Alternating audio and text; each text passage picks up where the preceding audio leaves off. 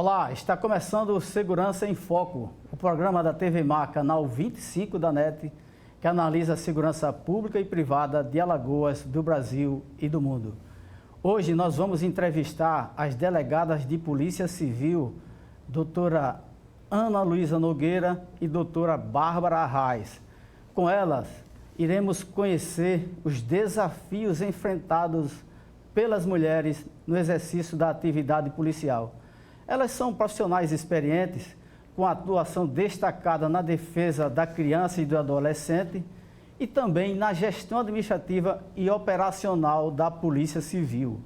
Elas já estão aqui no estúdio e você não saia daí porque o Segurança em Foco já está no ar.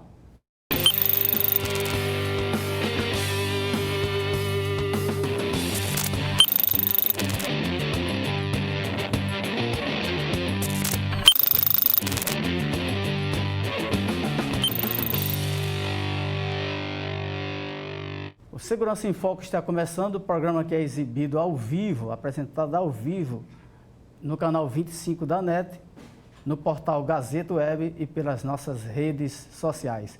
Hoje temos a grata satisfação de receber as delegadas de Polícia Civil, doutora Ana Luísa Nogueira e doutora Bárbara Arraes.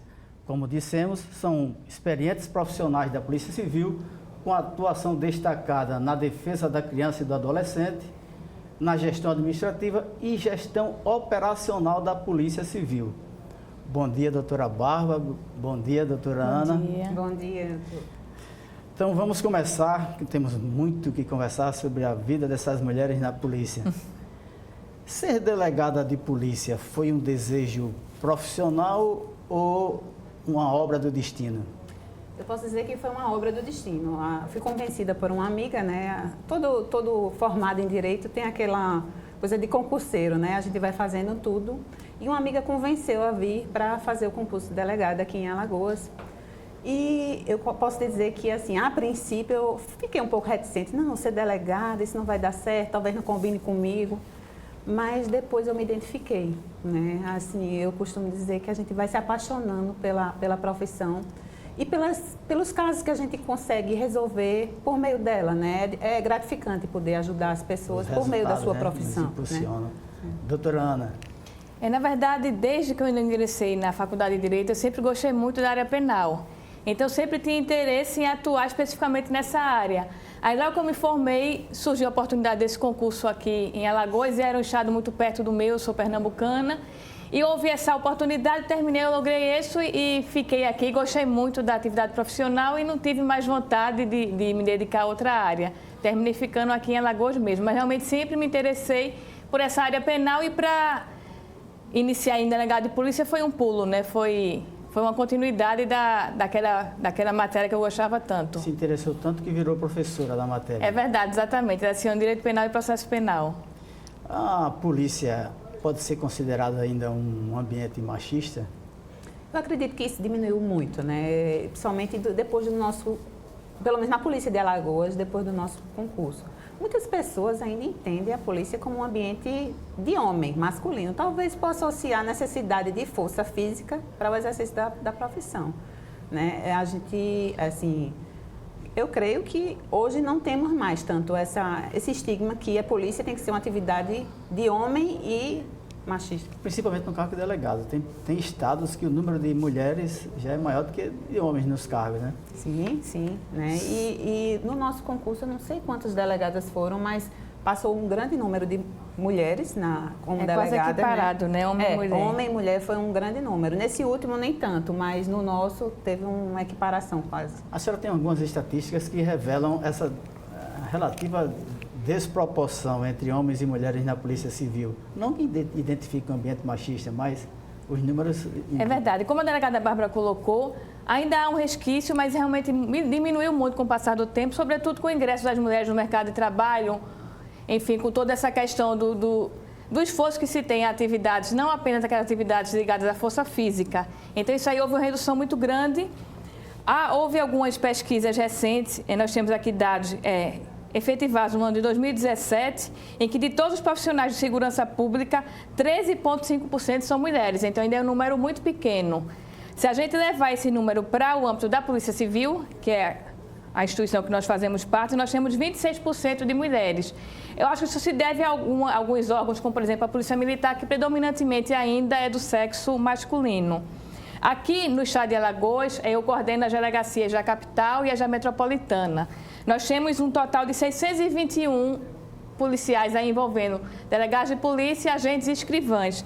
Desse número de 621, 158 são mulheres. Então, ainda o percentual está próximo aí desse de 26%, que é um percentual aí nacional. Então, ainda há significativamente o número de homens. O que é interessante ressaltar desses dados é que, por exemplo, dos delegados aqui da capital e da metropolitana, são 46 delegados, desses 13 são mulheres. Então, o número está mais ou menos equiparado. De escrivães, aí é que, por alguns entenderem, por ser uma atividade mais administrativa, o número de mulheres... Carta horária, exatamente. O número de mulheres predomina. De 86 escrivães aqui, 44 são mulheres.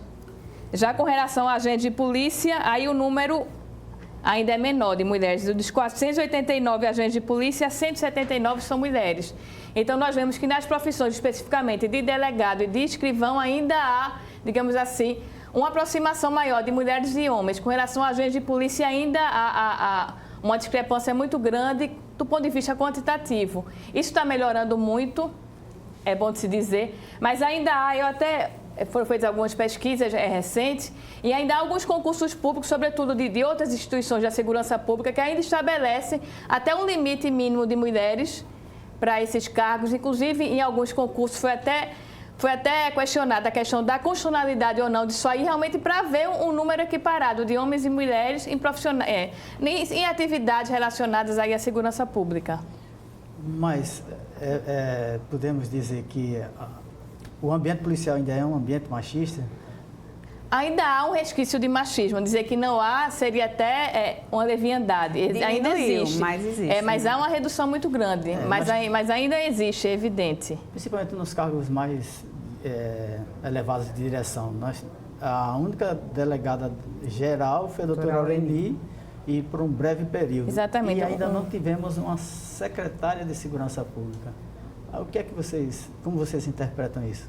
Verdade. E antes de vir, né, eu até eu fui pesquisar na história da polícia e consultei o pessoal da polícia, indagando, além da doutora Aureni, que era a única pessoa que eu tinha conhecimento de ter sido delegado-geral, se alguma outra o foi.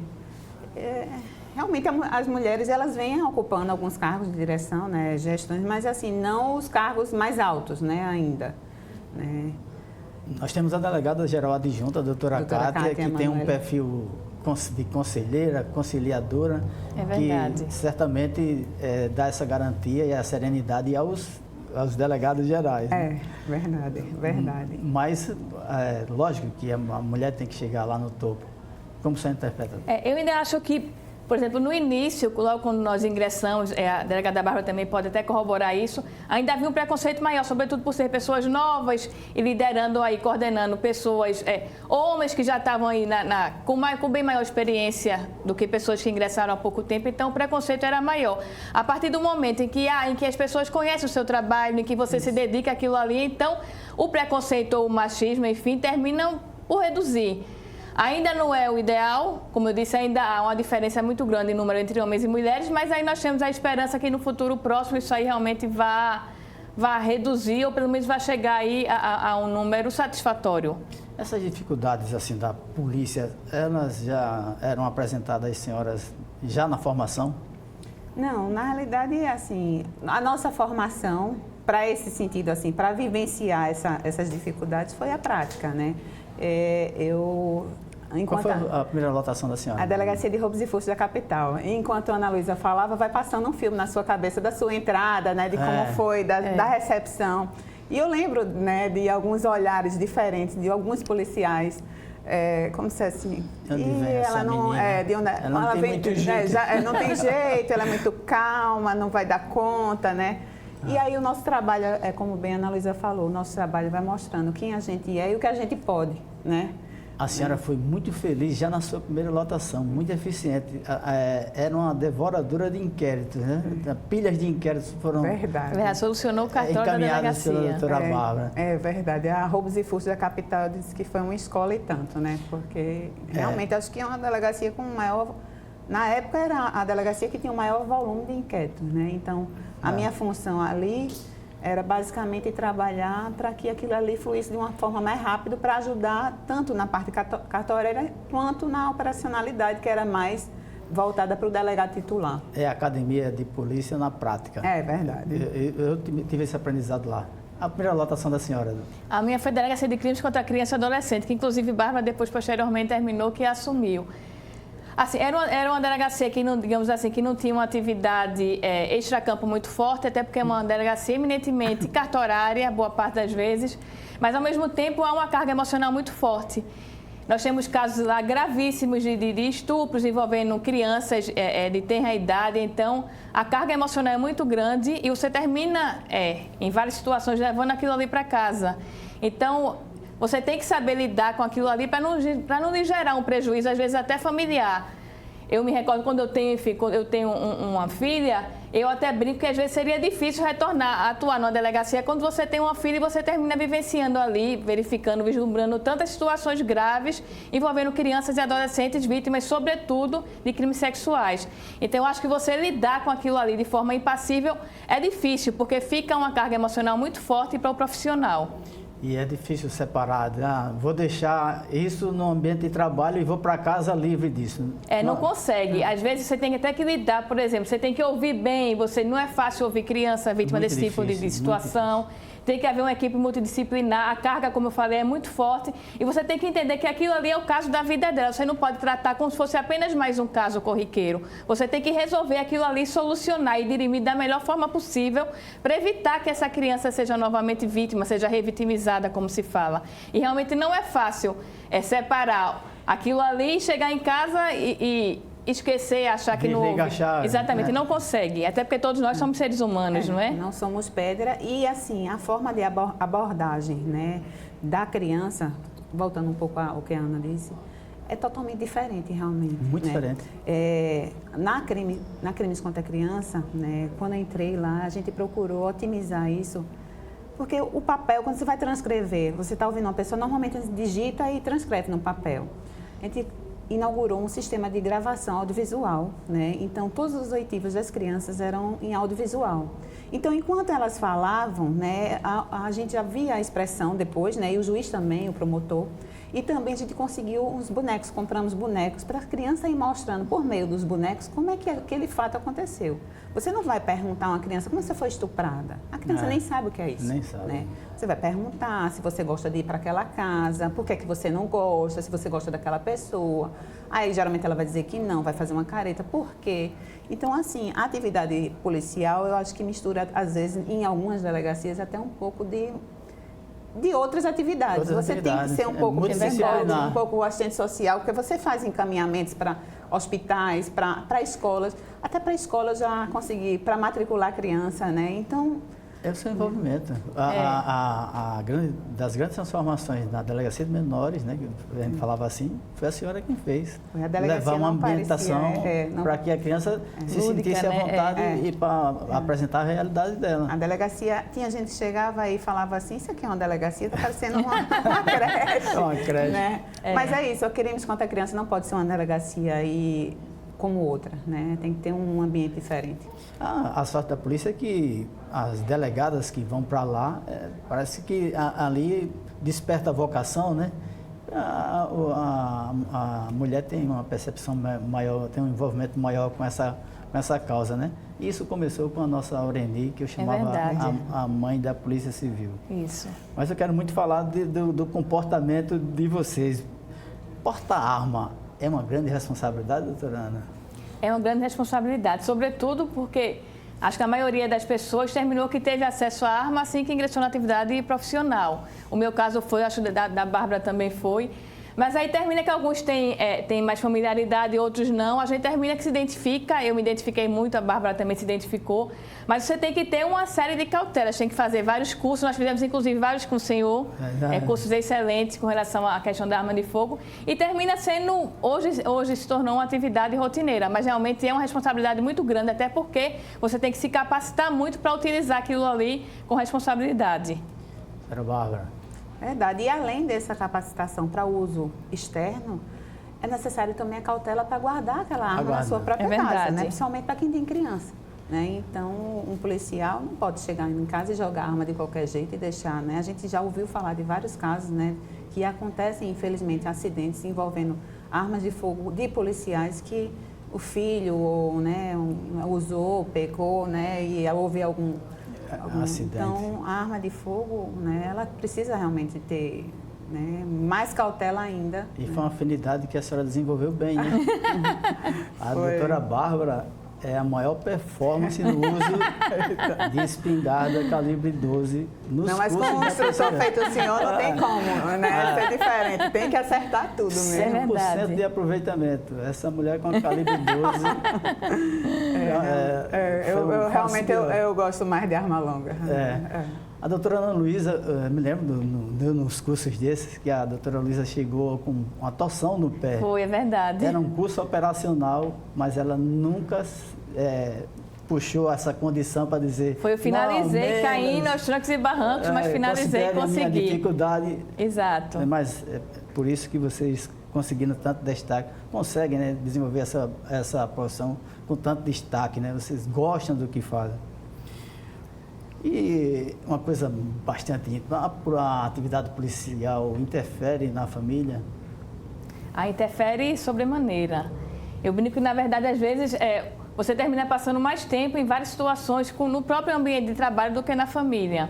Eu estou em cargo de direção há quase 8 anos e, nesse período, eu passei um tempo extenso coordenando a DEIC, a Divisão Especial de Investigação em Capturas. E ali realmente foi uma situação em que você pega situações muito graves, normalmente que demandam uma solução imediata, e a sua carga de trabalho naquilo ali, a sua dedicação tem que ser 24 horas por dia. Então, o seu telefone toca o dia inteiro, o seu telefone toca à noite, você não tem, de domingo a domingo, você tem que estar ali disponível. Então, é evidente que isso aí afeta muito a sua atividade familiar, sobretudo com relação às mulheres, que têm uma cobrança muito grande, sobretudo com relação às crianças.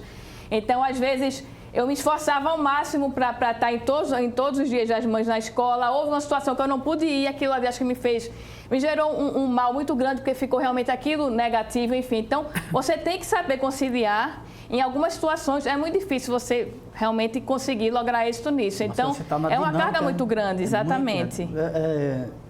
Quem comanda a DEIC, infelizmente ou felizmente, tem que ter um compromisso desse nível, né? A gente mora na DEIC, principalmente quando na ocorrência de sequestro, de grandes investigações, que a gente passa o maior tempo da vida trancado no cativeiro nosso, que é a DEIC. É verdade, eu já passei 3, 4 dias na rua em diligência sem aparecer em casa, então... Às vezes você termina que não acompanha tantos momentos com a sua filha que você deveria estar ali. Então, às vezes você depois se pensa, será que vale a pena, né? Será o quanto eu posso, aquilo ali pode ser prejudicial para a família. Então, hoje a gente tenta fazer alguma coisa mais equilibrada entre atividade profissional e familiar. Mas no cargo de delegado de polícia, sinceramente, é muito difícil. Eu acho que isso aí seria, digamos assim, um dos maiores prejuízos que se tem, um dos fatos mais negativos, melhor dizendo, na atividade profissional enquanto policial mulher, é realmente essa conciliação com a família, que realmente é difícil. Doutora Bárbara. Normalmente a mulher, ela, além de desempenhar o lado profissional, né, ela tem que assumir a sua casa, os seus filhos, né? No meu caso, eu não cheguei a ter filho, né? Como eu falei, eu adiei por conta da profissão esse início, né, de vida familiar com filhos. E aí, quando eu resolvi tê-los, talvez tenha sido tarde demais, né? Às vezes a gente até associa ao exercício de uma delegacia, porque à época eu estava na crimes contra a criança. E aí a gente, Ana falando, eu pensando, realmente a gente ouve tanto estupro, tanta coisa, tanta lesão, tanta coisa que a gente escuta ali. E eu disse, nossa... O meu filho também vai entrar num mundo, e esse mundo é tão cruel, né? É claro que a gente não pensa, vai acontecer aquilo com o nosso filho, mas de alguma forma, não sei se psicologicamente falando, aquilo ali ficou, fez com que também contribuísse para que não acontecesse. Mas eu acho que esse equilíbrio é necessário, né? A mulher, em qualquer profissão, não só policial, precisa encontrar um equilíbrio, né, entre o trabalho e a sua vida familiar. E a polícia, né, eu acho que com o tempo a gente vai conseguindo discernir melhor como equilibrar, né? Mas em algumas profissões isso fica relativamente administrável. Mas como administrar isso na vida policial? Se você tem plantões, você tem operações, você vai comandar operações, você administra sequestro, né? não tem hora. Você não tem aquela carga horária certa de segunda a sexta, na hora do expediente, e depois você pode se dar uso de desligar o telefone. Eu não desligo o telefone, às vezes até... Aproveitando a minha filha, houve uma época que ela tinha tanta raiva do meu telefone que ela ficava na iminência de jogar no chão, porque não suportava de tantas vezes, tanto que tocava para receber ligação telefônica para resolver problemas graves aí da atividade profissional. E toda ligação desviava a atenção da mãe para ela, né? Exatamente, pois é. Aí eu acho que, como a Bárbara colocou, eu acho que o importante é que hoje, depois, com o tempo, você termina tendo uma noção maior em como administrar aquilo ali, melhor do que você fazia anteriormente. Voltando assim para o outro, lá, fazendo um transporte assim, isso é difícil para um homem ser esposo de uma policial, de uma delegada? Às vezes tem essa questão do machismo também que impera, de se dizer que ela que manda, que coordena. No meu caso, o meu marido, ele é pernambucano, veio comigo aqui para Alagoas, eu falava tanto da atividade policial, ele se interessou tanto que hoje ele também é policial. É mais fácil de entender. Então hoje está mais fácil, ele compreende, ele vê a questão de plantão, tudo. Então hoje eu não tenho esse tipo de dificuldade, já que ele se atraiu tanto pela atividade policial que terminou ingressando também na polícia. Foi a extensão do amor dele. É verdade. Doutora Bárbara. Eu acredito, eu não sei nem dizer, mas eu creio que eu não levei a minha atividade para minha casa, não, né? É claro que muitas vezes eu tive problemas em relação a isso pela minha dedicação excessiva em prol da polícia. Então, eu vivia na delegacia, né? Eu trabalhava muito mais do que as 8 horas, né? Eu levava, às vezes, coisas para casa. Aí, de alguma forma, isso gera um conflito, né? Mas não que, porque eu sou delegada, não sou melhor que ninguém, nem vou mandar no marido por conta disso. Nós temos uma estatística perversa que cientificamente indica isso. A gente leva para casa mesmo. Cerca de 40% dos policiais americanos, eles têm algum problema de violência doméstica em decorrência da atividade policial. É um número muito grande. Você tem 42% do efetivo envolvido em violência doméstica. Eu acho que esse transporte que a gente leva sem perceber. Sem perceber. Muito reflexo da atividade profissional, de fato. Como vocês administram esses riscos decorrentes da atividade policial? Porque as senhoras são muito visíveis na mídia, não passam despercebidas por qualquer lugar, né? Qualquer que seja o lugar, no shopping, no restaurante, está entrando a delegada Bárbara, está entrando a delegada Ana Luísa. Como vocês administram isso? Tem que haver uma quantidade muito grande de cautela diferente das outras pessoas. Então, por exemplo, até um carnaval de rua, alguma atividade que você normalmente faria anteriormente, você hoje tem que repensar 2 vezes antes de ir. Você não pode frequentar qualquer local, você verifica até a posição que você fica sentado em uma mesa com medo de alguém ingressar naquele estabelecimento. Eu me lembro em alguns momentos em que eu estive à frente da DEIC, tinha questões até de ameaças e que você tem que realmente ficar receoso, não só por você, mas pela sua família, sobretudo quando se tem filho pequeno. Então, são cautelas que você tem que ter para o resto da vida. Você nunca vai poder chegar no estabelecimento e ficar livre, enfim, achando que não pode acontecer alguma coisa. Sobretudo porque nós atuamos em vários casos graves, prendemos algumas pessoas, mas às vezes você nem se lembra que são tantas as pessoas, mas com certeza aquele cidadão, aquela pessoa que foi presa por você se lembra.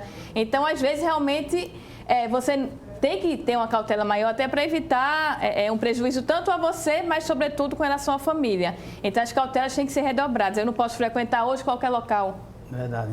Bárbara. A nossa atuação é técnica, né? Não levamos a pessoal para... Mas as pessoas que são presas, normalmente, às vezes, não entendem dessa forma. É verdade, né? Infelizmente. Ninguém quer ser preso, de fato, né? Então, eles lembram da gente, porque somos São clientes insatisfeitos. E são muitos para a gente lembrar. Normalmente, a gente não vai lembrar de todos, né? Alguns a gente lembra. Mas a cautela é necessária sempre, e não é porque não estamos numa delegacia que é mais visível, ou que tem mais visibilidade na mídia, ou que tem mais casos com maior repercussão, ou mais graves, que isso vai diminuir o risco. Doutora Bárbara, a senhora administrou e conduziu muitas investigações de risco. Vamos mostrar algumas. José, o Max, nós temos alguns vídeos aí para apresentar de operações conduzidas por essas delegadas heróicas. Trata-se de mais uma investigação exitosa da Polícia Civil, na qual conseguimos identificar e prender um estuprador em série. Após uma investigação complexa que já perdurou alguns meses e com o apoio do Núcleo de Inteligência da GPJ1 e do Cyberlaber, conseguimos identificar o autor do estupro e rastrear 19 casos de estupros ocorridos aqui na capital, tendo essa pessoa como autor. No dia de hoje foi efetivada uma operação policial que culminou com a prisão do indivíduo e posteriormente foi feita a perícia no local do crime, no local em que ocorriam os estupros, e essa perícia é de suma importância, já que vai fazer a coleta de diversos materiais e vestígios que vão subsidiar todos os inquéritos policiais. Vamos comentar sobre essa operação? Esse vídeo aí foi uma operação policial que foi preso um estuprador em série, foi um caso ocorrido esse ano. E mais uma vez remonta até aquela experiência que nós tivemos na Delegacia de Crimes contra a Criança, um caso grave em que a pessoa, o cidadão aí, foi denunciado por diversos estupros cometidos contra crianças e adolescentes, em uma situação extremamente grave. E aí da importância de se prender com esse, realmente se prender de forma célere, porque se não houvesse a identificação, essa pessoa iria continuar aí praticando estupros aqui na capital. Então é um tipo de ação que tem que ter realmente um cuidado muito grande para identificar a pessoa correta. Aí nós temos um suporte probatório muito grande que nós contamos aí com o auxílio da perícia, até para conseguir identificar que foi aquela pessoa o autor do estupro. Inclusive, fato material foi encontrado quando as vítimas foram submetidas a exame de corpo de delito e terminou aí confirmando, corroborando que essa pessoa realmente praticou mais de 30 estupros aqui na capital. De fato, era um estuprador em série. Então, a prisão dele assim, foi uma prisão extremamente exitosa, porque além desse cidadão aí vai passar um bom tempo no sistema prisional, assim nós esperamos, isso aí vai terminar evitando que ele faça novas vítimas. E realmente o crime de estupro é um crime muito grave, sobretudo quando envolve mulheres, porque fica um trauma psicológico muito forte, além da própria violência física. Então é um trauma que vai perdurar para aquelas, sobretudo crianças e adolescentes que têm uma faixa etária aí tão pequena, vai perdurar aí durante muito tempo. Então o cuidado que nós temos em identificar e prender com esse tipo de infrator. A doutora Bárbara participou de uma investigação relevante contra religiosos em Arapiraca e que mereceu até citação no famoso filme Spotlight. Como foi essa investigação, doutora Bárbara? Foi na cidade de Arapiraca, no ano de 2010. Foi feito por meio da mídia, né, um programa policial, uma denúncia de que ele teria se envolvido com... À época eles já eram adultos, os denunciantes, mas eles eram crianças quando as explorações sexuais aconteciam. Então, o delegado-geral, o doutor Marcelo Barenco, né, que era o delegado-geral da época, me designou como delegado especial para o caso, porque entendia como eles tinham muito conhecimento, né? Eles eram deuses na cidade, né? O padre não era um padre só, era um padre, um monsenhor, eram pessoas de muito conhecimento, e que tinham muito... Respeitadíssima. Às vezes, quando a gente andava na verdade. cidade, muitas pessoas olhavam pra gente assim, com a cara feia, como se chegou a monstro, né? Assim, né? Que vai... Mas, de fato, foi tudo provado, eles foram condenados. A condenação em primeiro grau foi convalidada no Tribunal de Justiça. E tudo aquilo que foi denunciado pelas vítimas foi confirmado. Realmente houve a exploração sexual. Foi um caso bem de grande repercussão. À época, a CPI da pedofilia veio para Alagoas. Eu participei da sessão da CPI da pedofilia com o senador Magno Malta e outros deputados. Foi designada também a delegada Angelita para participar da comissão comigo, né? Eu pedi um apoio de uma outra delegada para dividir, que era muita gente para ouvir. E eu continuava titulada a Crimes contra a Criança da capital. Então, eu não deixava meus trabalhos aqui. Eu tinha que fazer as duas coisas. Eu tinha que estar na capital e em Arapiraca, num caso que precisava de uma resposta urgente, né? Então, a gente dividia os trabalhos, a gente ouvia, né, concomitantemente. E E foram várias entrevistas. Eu lembro de ter dado entrevista para o New York Times, para o El País. Foram várias entrevistas para a imprensa nacional e internacional a respeito desse caso. E, por final, né, houve a citação no filme. No Spotlight. Né? Tá, e houve, inclusive, um livro. Né? A matéria do jornalista, ele ganhou prêmios na época por conta dessa... o Roberto Cabrini, né? Por conta dessa reportagem desse caso. E ele acompanha. Até hoje, de vez em quando, eu recebo telefonemas do pessoal da equipe dele para saber dos desdobramentos do caso. Né? Bom, né? Ter um registro desse. É. Vamos mostrar outra operação, José? Poluição sonora. Essa foi uma operação juntamente com o Ministério Público que ainda ocorre. Ok. Ótimo. Pois não, doutora Ana. Essa foi uma operação juntamente com o Ministério Público que ocorre com uma certa frequência nos últimos meses. E o objetivo aí é atuar especificamente aqui na capital. Aqui a delegada Bárbara também estava participando dessa operação. Vários delegados de polícia, promotores, agentes de polícia, com o objetivo aí de tentar reduzir essa questão de uma infração penal, que alguns consideram até de uma relevância menor, mas que gera muitas situações graves, inclusive vários homicídios são cometidos por conta de um simples som alto. Então é uma função aí mais preventiva para evitar que realmente isso aí gere uma infração maior no futuro. Quantas brigas existem em razão de som alto, né? Verdade. Exatamente. E o número de ocorrências que recebe tanto a Polícia Civil, mas sobretudo a Polícia Militar, de ocorrências de som alto nos finais de semana, isso aí semanalmente é muito grande. E muitas dessas situações eu acho que diria que um percentual aí, pelo menos 20% termina esse som alto gerando aí uma ocorrência de infração penal mais grave. Verdade. Então daí a necessidade de atuar aí de forma preventiva. Incomoda muita gente, né? Claro. Exatamente. Eu atuo no distrito da capital, né? Que responde pela área do clima bom. E há um mês aproximadamente, eu lembro de ter atendido uma senhora que disse: olha, eu não estou conseguindo trabalhar, eu não estou conseguindo fazer nada, eu estou doente, eu já não aguento mais. O meu vizinho não para, não tem hora, ele liga o som e é de manhã, de tarde, de noite, né? E a gente fica, né? A gente vê, não é um simples som alto, tá resvalando em uma série de coisas na vida da pessoa. Ela disse: olha, eu não estou conseguindo fazer mais nada. Né? Então, a polícia atua nisso também, né? E evita outros crimes mais graves também. Qual o grau de complexidade que tem uma operação dessa? É pelo abordado, que geralmente está motivado por álcool? Normalmente ainda não tem tanto problema grave como teria outros tipos de operação, mas é mais pela alteração por conta da bebida alcoólica. Mas normalmente quando eles veem o grande aparato de polícia chegando ao local, eu diria que em mais de 90% dos casos eles não geram nenhuma resistência, não geram nenhum problema e terminam que, de pronto acordo, baixam o som ou em caso se constatando de fato que aquele, pelo decibelímetro, que aquele som já pode verificar uma infração penal ou uma contravenção penal, a gente apreende o som e leva para a central de flagrantes para ser lavrado o devido procedimento. Mas normalmente não há uma ocorrência tão grave assim. As ocorrências que tem, o número que tem, é mais devido à bebida alcoólica mesmo. Temos mais outra, José?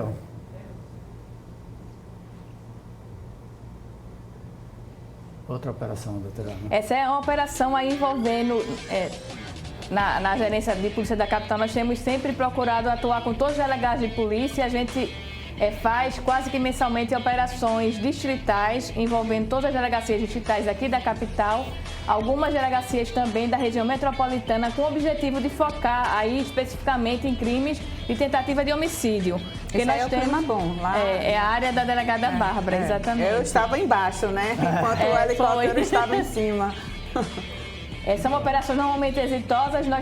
Na grande maioria delas, nós temos mais de 10 pessoas presas nesse tipo de ação penal, a grande maioria por crimes de tentativa de homicídio. E aí é muito importante porque nós temos aqui a Delegacia de Homicídios que apura os crimes de homicídio consumado.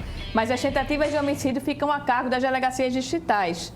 E aí há uma importância muito grande de se apurar e identificar o autor da tentativa para evitar que no futuro aquela tentativa termine gerando homicídio consumado, porque vai gerar. Fundamental. Se for quantificar a tentativa que resulta em homicídio, o percentual é muito grande. Exatamente, e nós temos realmente um número muito grande de tentativa de homicídio, então o foco dessas operações que nós fazemos aí com uma frequência muito grande é para prender esse infrator e evitar que no futuro ele logre êxito num crime de homicídio. Eu acho que temos mais uma operação aí, né, José? Uma operação parece que a senhora desenvolve com a Delegacia de Homicídios.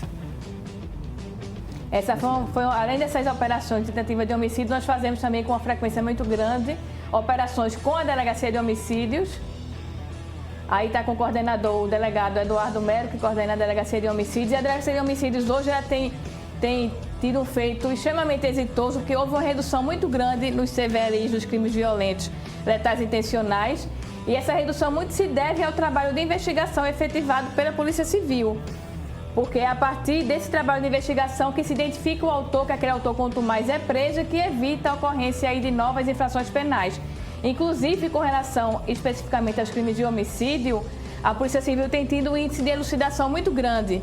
Eu conversava há pouco com o delegado Eduardo Mero e ele me dizia que o índice de elucidação dos crimes de homicídio aqui na capital gira em torno de mais de 60%. Então é um índice realmente significativo, até porque você sabe que o crime de homicídio é um crime complexo, de investigação difícil, não é fácil você conseguir prova testemunhal para se descobrir o autor. Realmente é um crime mais complexo de elucidação em comparação com outros crimes. Então aí a Delegacia de Homicídios tem feito um papel, tem desempenhado um papel muito importante aí nessa redução aí de crimes aqui na capital e no estado. A senhora sente esses reflexos na sua área de atuação, que a senhora é a delegada distrital? Eu estou no 11º Distrito desde o ano 2017. Né? Então, no ano 2017, quando os índices ainda estavam um pouco maiores, né, a quantidade de tentativas de homicídio que são apuradas pelo distrito eram bem maiores. Né? Esse ano a gente só teve uma tentativa de homicídio. A gente já está quase no final do ano e a gente só teve uma tentativa de homicídio na minha área. Então há um reflexo também. Essas coisas não ocorrem por acaso, né? É decorrência de muito trabalho e perseverar, entender um caminho que deve ser percorrido e percorrê-lo, né?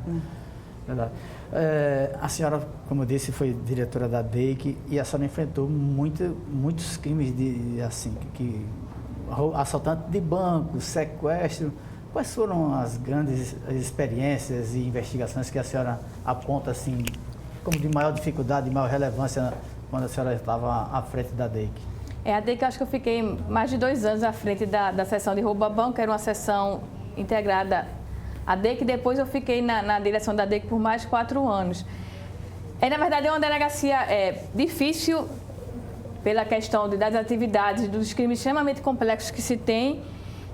E a gente prende, enfim, termina prendendo daquele infrator quanto mais, mas aí prende pessoas, prende políticos, nós prendemos até delegados de polícia. Então, normalmente isso aí é uma situação diferente que às vezes, digamos assim, nós temos que ter uma cautela muito grande para investigar esse tipo de infração penal. Então, são situações muito graves que demandam aí um cuidado, um apuro técnico muito grande para ter realmente o suporte probatório para conseguir chegar a identificar aquela pessoa.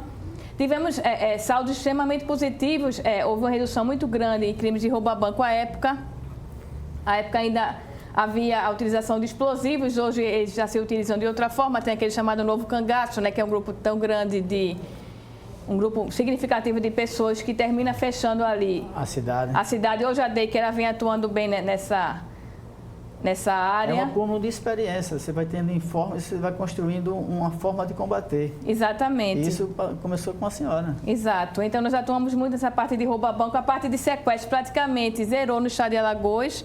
Eu acho que não há registro há muito tempo do crime de extorsão mediante sequestro, até porque é um crime que demanda uma logística muito grande para o infrator, tem um gasto financeiro muito maior e ele acha mais fácil realmente, digamos assim, até pela questão da logística, se enveredar para uma outra área que também dá a questão financeira, que é o roubo a banco, infelizmente. Mas aí as polícias têm atuado de forma conjunta e é importante também com relação ao roubo a banco haver essa interação não só no estado, mas com outros estados, porque normalmente a grande maioria dos roubos a banco aqui não são cometidos por pessoas daqui, são pernambucanos que cometem aqui ou alagoanos que cometem em outro estado. Então, daí a importância de haver uma integração entre as polícias aqui, sobretudo do Nordeste, para evitar esse tipo de infração penal. Compartilhar informação. Exatamente, compartilhar informação é importantíssimo. Então, eu diria que na DEIC nós temos experiências assim das mais diversas possíveis, envolvendo os crimes difíceis, que são crimes políticos, muitos cometidos por crimes de mando. Eu tive um caso grave de um vereador que foi morto numa situação clara de crime de mando.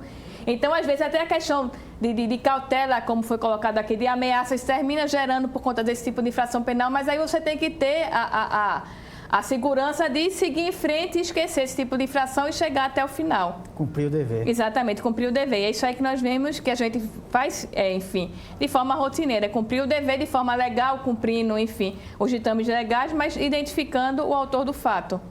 A doutora Bárbara teve uma grande missão na Polícia Civil, que foi ser diretora administrativa. Eu acho que é a missão mais difícil. É melhor combater o crime do que administrar a Polícia Civil. É uma missão bem diferente, né? Porque estamos, na prática, o que é o nosso dia a dia? Investigar. Né? Gerir uma delegacia. Aí você passa a gerir a polícia, as necessidades da polícia, né? Você sabe que daquilo ali depende o trabalho de muita gente, né? E do trabalho de muita gente vai depender o desdobramento dos casos. Então, assim, a gente tem que prever as necessidades de compra, a gente tem que otimizar os gastos, porque os recursos são escassos.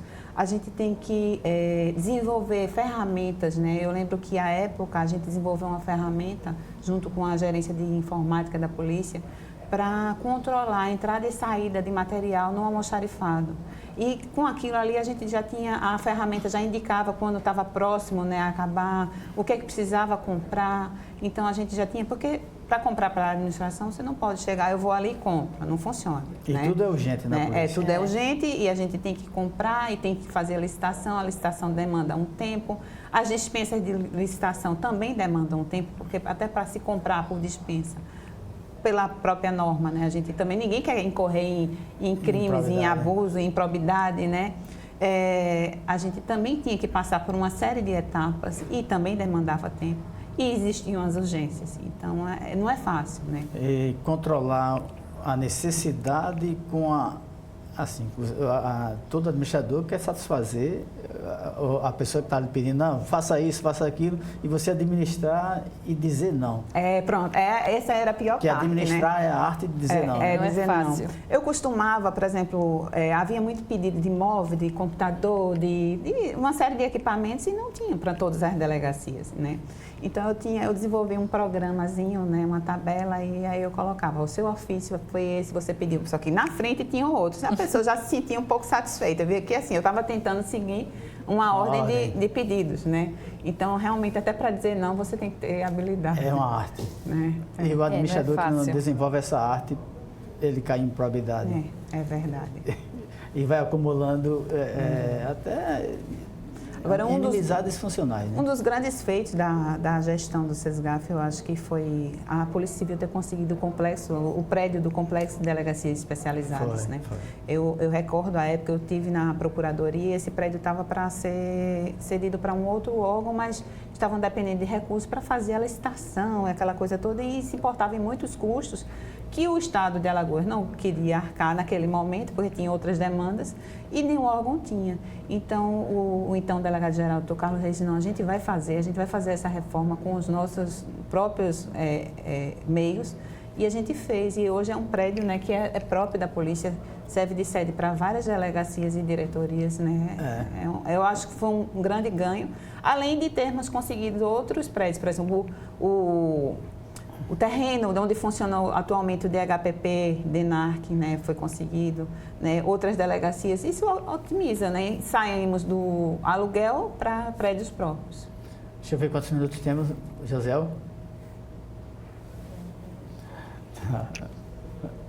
Tranquilo. A nossa direção está informando que só temos 1 minuto. Eita. E ainda temos muitos assuntos para desenvolver. É verdade. Mas voltaremos em outro momento. Então, nós temos esse 1 minuto. Eu gostaria que vocês fizessem as considerações finais. Eu queria dizer assim, chamar outras mulheres a participar da atividade policial. Muitas vezes algumas pessoas me abordam na rua e perguntam, né? Assim, você gosta de ser delegada? Não faz medo não, esse tipo de coisa. Então, isso não é uma atividade que é diferente das outras, tão diferente. É claro que, como falamos, temos vários, né, cautelas, mas que é extremamente prazerosa, né? Então, vamos ter concurso, né? Provavelmente no ano que vem outras mulheres venham e ingressem também na polícia. O mais prazeroso, acho que encontrar também até o reconhecimento das pessoas. Eu lembro até de um adolescente que até foi com o senhor também, que dizia que era fã, que a partir de verificar em atividades, sobretudo em entrevistas, a atividade profissional terminou, ficou com interesse de ser delegado de polícia, então também faço esse reforço, é uma atividade extremamente gratificante. É claro que tem aquela questão de dosar com a sua família, mas tudo pode ser resolvido como em qualquer outra atividade profissional. E a questão de não ausência de rotina, da adrenalina, tudo realmente, e de você conseguir ajudar a população, é muito prazeroso. É apaixonante. Exatamente. Eu agradeço às senhoras. Nós que agradecemos.